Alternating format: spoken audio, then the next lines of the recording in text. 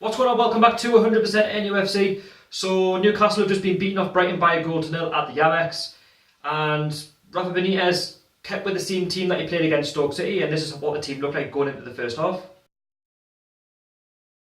So yeah, I'm a bit surprised that Rafa Benitez has kept with the same team because, you know, Rafa Benitez, he likes to tinker around with the team. He doesn't like to keep the same team whether it's won, lost or drawn, and I kind of agree to why he kept the same team, because you don't change to win a team. We're 3 unbeaten, we've got 9 points from 15 available. And going into the game, I was saying that a point would be ideal for Newcastle. A lot of Newcastle fans were disagreeing because they felt that we can go there and get 3 points. I totally agree with that.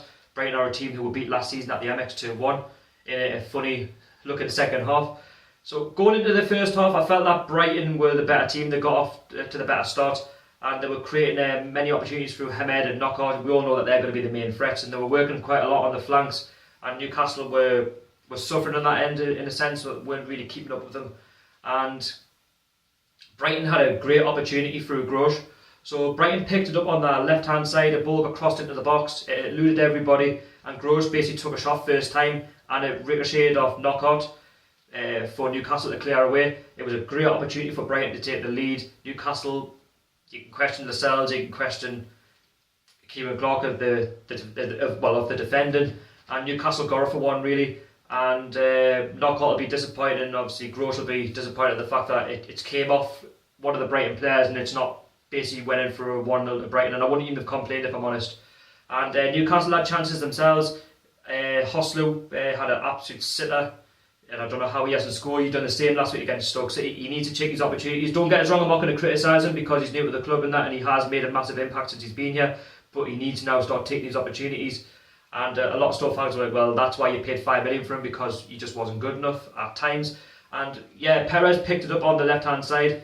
He beat the centre-backs of Brighton, squared it across the box to Hoslu. He beat Proba Olen's up, and instead of sticking his laces through, he somehow managed to drag it wide of the post. I don't get how he hasn't scored. It's an absolute sitter.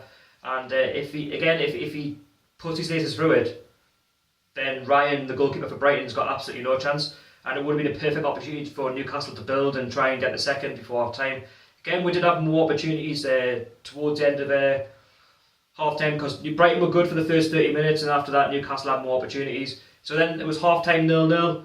Rafa Benitez kept with the same team in the second half, and you expect Newcastle in the second half to go out and be a bit more brave and try and take the game to Brighton. Well, that wasn't the case because Newcastle were very, very lackluster in the second half. You expect Newcastle to be a bit better. You know, if you go back to the Swansea game of a couple of weeks ago, and Brighton got off to the perfect start. So Brighton had a free kick, which there was a foul by one of the Newcastle United players, and a cross got put into the box.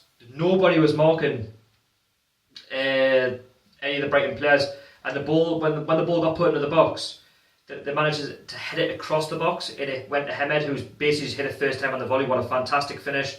Rob Elliott had absolutely no chance. You could probably question the marking, but it was a great finish. But you question how the ball even got into the box, how it wasn't cleared, who was marking. I mean, what makes me laugh is the fact when the ball got headed across the box, heading across the box, that was allowed to happen. That is criminal in the Premier League. You've got to clear your lines, and that's why we are going to get judged, and that's why we're going to be possibly in that mid-table down the bottom of the Premier League, struggling because of like set pieces. And Rafa Benitez will be very disappointed, because in that second half there was a chance to go and take the game to Brighton. Again, Brighton, you know, they've got their tails up, they're creating more opportunities.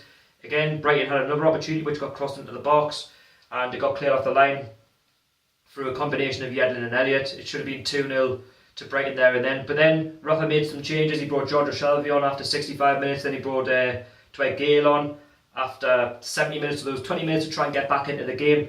And again, we did take the game to Brighton, but the pattern is we weren't clinical enough. We didn't really work the ball as good as what we have been, and Brighton were fully deserving of that victory. But I'll tell you the opportunities that we had. So the free kick from Richie hit off the wall. Again, there was a chance from Moreno, which it was basically going top right hand corner, but it deflected, went for a corner. Shelvey also had a corner which he was trying to be cheeky. He tried to bend it into the keeper's far post.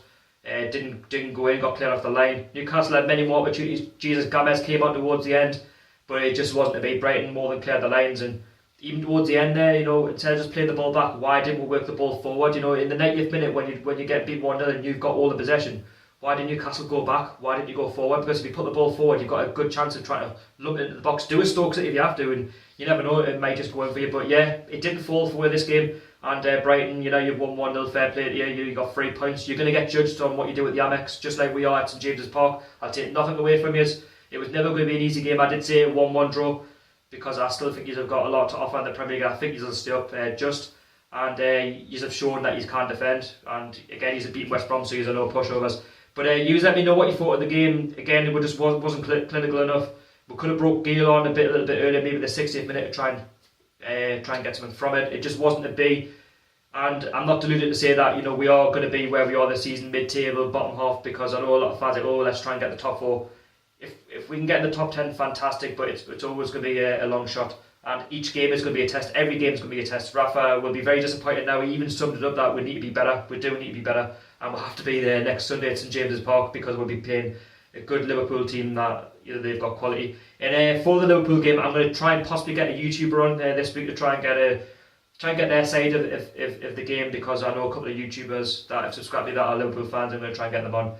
So something for you to look forward to this week. And again, it just wasn't to be. So you let me know what you thought of the game, and again, it just wasn't to be.